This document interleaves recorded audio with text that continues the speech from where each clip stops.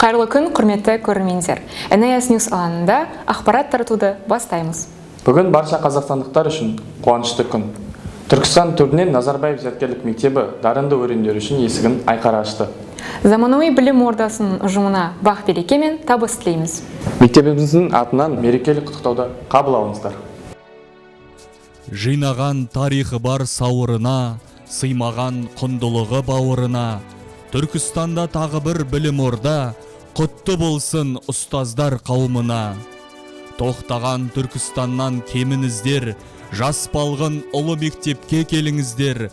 Оқыған бұл мектептің балалары, парасатты зияткер сеніңіздер.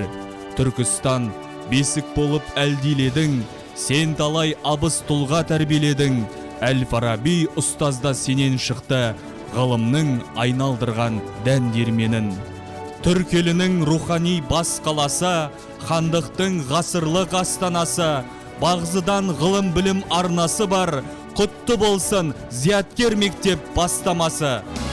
Білімнің шырына